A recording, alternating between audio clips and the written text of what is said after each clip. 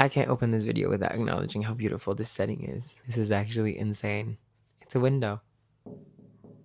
I was gonna wait until I got back to LA to record this, but it's silly. What a better place to recap this week's work than in this environment. This week, my artist date was to take myself on a little solo trip and challenge myself to disconnect from social media, text, calls, basically from the outside world. And I actually booked this when I started The Artist Way. I didn't know what week it was gonna land on, but apparently it's week 7. I've been doing this for too long. But yeah, let's recap. I just finished week 7 of The Artist's Way. I thought I didn't like this week until I started thinking about the recap of it. I feel like I spent a lot of the week thinking, I don't see the point of this, not realizing the impact of what I was doing for this week, but also of what I have been doing for the past 6 weeks. But I would say the biggest shift this week is that in the past few recaps, I feel like I've focused a lot on gaining awareness of a lot of my shortcomings, realizing why I was blocked, how I was blocked, and what it was preventing me from doing. And magically enough, at the halfway point of the 12 weeks, I feel a pivot, and I feel like now I'm actually opening my eyes on the things that I am good at and that I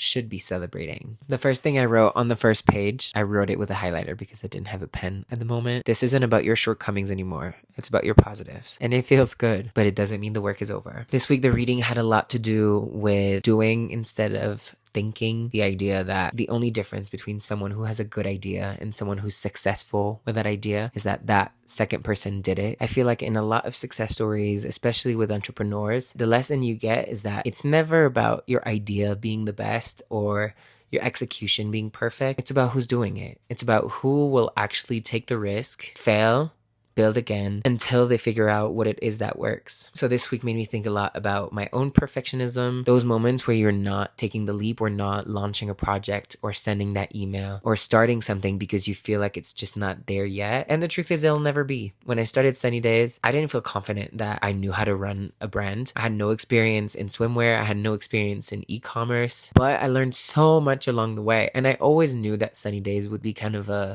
not a trial project, but a learning experience. I always knew that it wasn't going to be perfect, that I was going to make mistakes, and that it probably wasn't going to be the business of my life. But it is my first, and I'm learning so much along the way. As usual, she loves clocking us. She says, the perfectionist writes, paints, creates with one eye on her audience.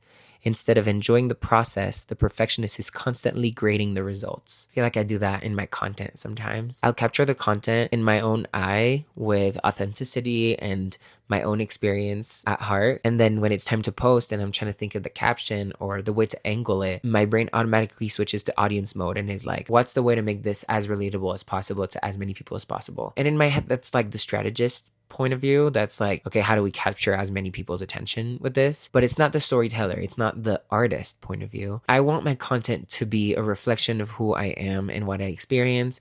And if people connect with it and relate to it, then they'll be a part of my community. And that's how you grow in an authentic way. If you're constantly keeping one eye on the audience and modifying your work in order to fit that lens, are you really authentic anymore? And I'm talking to myself here. She says, the perfectionist is never satisfied. The perfectionist never says, this is pretty good. I think I'll just keep going. To the perfectionist, there's always room for improvement. So yes, trying to let go of that perfectionism and really just doing things, which I did this week. I actually just submitted my application for an acting program that I've been looking at for a few months now, pondering my worth around, because it's a really good program and it has really good alumni. And I kept telling myself, do I have the talent? Do I belong there? Without even giving myself the chance to be in that environment, without even giving the admissions committee a chance to consider me and see if they think, with all the experience that they've had, I didn't even give them the opportunity to tell me what they thought my potential was like. And I made that decision on my own because it felt safer. It feels safer to stay on your own and tell yourself, might not be good enough for that, rather than taking the risk to be told no. But I'm letting go of it. I filled out my application and it actually felt really good. I needed 2 letters of recommendation who I got from 2 people in my life who I'm so grateful for and I admire in so many ways, in different ways. I wrote a personal statement that I'm really proud of, and I gathered all my little documents and I sent them, and I'm proud of myself, which is a good segue into the next big topic in the reading, which was risk, the idea of just taking risks and doing things even though you're scared. We've heard that phrase a lot. If you're scared of doing something, do it scared, because that's the only way things are going to get done. And sentence I love. Very often, a risk is worth taking simply for the sake of taking it. Because the act of taking the risk itself is already growth. It's already progress. And no one can take that away from you, even if you get a no. Then a big part of the reading was talking about jealousy, which I had a hard time connecting to because I feel like that's not a feeling that I feel a lot. I feel envious sometimes of like someone else's situation, but in my head, jealousy comes with bad intentions or with anger or with the desire to take that away from the other person. She spoke about the idea that jealousy is rooted in the fact that we have a scarcity mindset. Scarcity, I still don't know how to pronounce that word, and someone in the comments told me how to pronounce it, but I forgot it. My mom says you have to forget things 7 times before you fully remember them, so keep telling me how to pronounce it. But basically, jealousy is when you feel like because someone else has it, you won't be able to have it. And I don't think that's the case. I think sometimes I see what other people have and I tell myself, I wish I had the same thing, but it's never with the intent of taking it away from them. But an interesting exercise we had was the jealousy map, basically writing people you're jealous of, why you're jealous of them, and then an action that you can take to like alleviate that jealousy or get yourself closer to that goal. Mine was pretty simple. I had 3 people, or like 3 groups of people. I couldn't think of anyone specific. Home decor and travel influencers. My why was because they're able to make a living out of something that I love. And my action was make home decor travel content and see if it sticks. And that's what I'm doing. So if you haven't watched my little vlog, go to the last video, but finish this first. My second group of people were entrepreneurs with successful brands. My why is that I'm not happy with how Sunny Days is going. In many ways, that could be a whole different conversation, but it's not matching kind of the vision that I had for the brand. And I didn't write an action for that one, so we'll keep thinking about it. And then the third one was young actors. And my why was because they started young, which is also a theme that we have in the Artist Way every single week. The feeling that it's too late and that because you didn't start early enough, you won't ever be good enough. And I keep trying to remind myself that there are so many actors that made it past their 30s, or even not actors. There's so many people that find their purpose after their 30s or 40s and are super successful and happy and content with their path. The first solution is to let go of that mindset, and the second one is to start and take a class, which is why I made it a point to submit my application this week. Then we had an exercise that was asking us to dig into our childhood, or kind of things that we think we were missing in our childhood and that we could have needed now that we have the baggage and the experience that we've lived. And I think a lot of my gaps were around mentorship. I think as a kid, I wish I had more people to look up to. And I think of sexuality immediately because it's true that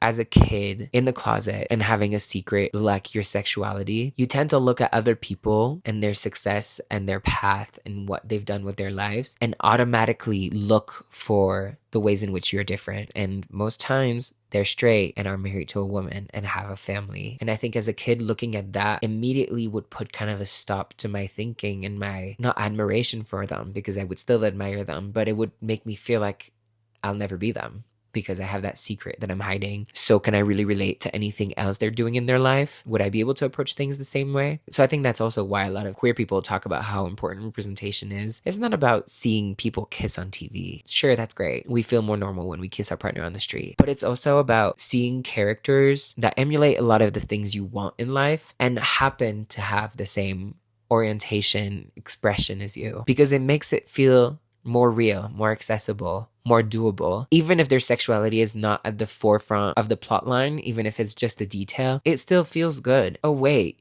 you can be gay and a CEO? So yes, a lot of my gaps were about gay representation, mentorship, maybe having someone who had a similar purpose or vision or dream to mine and could kind of show me the way. Which is not to say that I didn't have great people surrounding me, great teachers, great family members, my parents.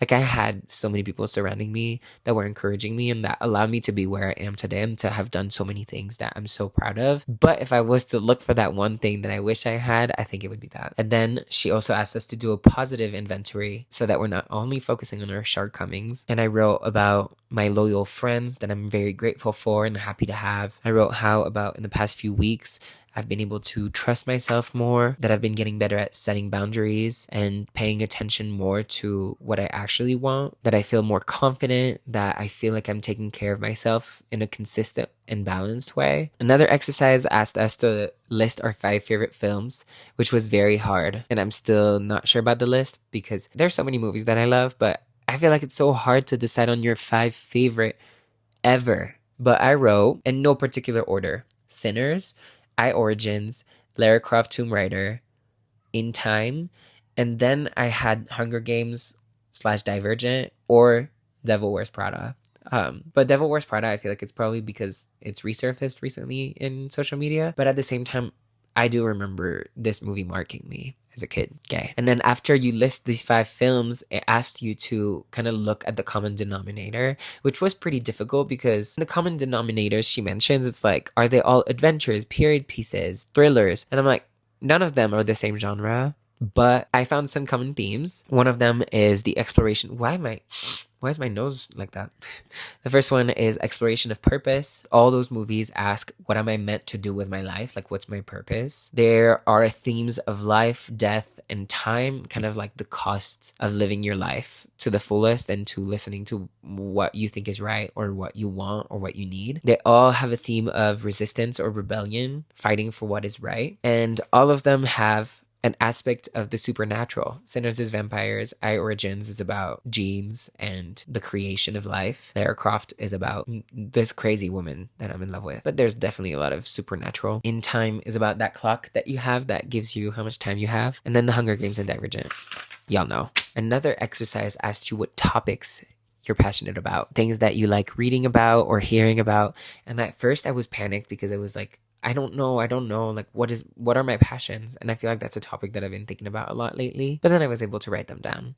Interior design, of course, marketing and business strategy, politics, especially focusing around social issues, and travel and food, because I really love traveling and eating and cooking. And then after these 2 exercises, I was like, I do feel like there is a theme and that I'm able to pinpoint a little bit more about myself and what my interests are and what I want my art to feel and look like. And so the 3 pillars I had were purpose. I want things that talk about real issues, big questions about life and purpose and social issues. I like storytelling. I like action and fiction. I like turning these important topics into things that are entertaining. And finally, aesthetics. I like home decor, fashion, and if you think about a movie, that translates to set design and costume design. I want the stories to be told in a way that's appealing to the eye, and that allows every detail to have meaning and add depth to the story. And I wrote, as an actor, that would mean telling important stories in a beautiful way, because that's what will get them attention. Great. I'm not sure what to do with that. And that's about it for this week. I also have been on my little artist date for the past 35 hours now. The video right before that will be a vlog of my time here. I'm in this cabin in Big Bear, alone while with my dog Crash, and disconnected completely from social media and my friends and anyone that I was talking to. And I've had ups and downs, I think, but it's also been a great moment of self-discovery and self-expression. I mean, I've written more than I have in the past 3 weeks, but right now I'm starving because I just went on a hike for 3 hours and I'm about to make burgers. So bye. See you next week.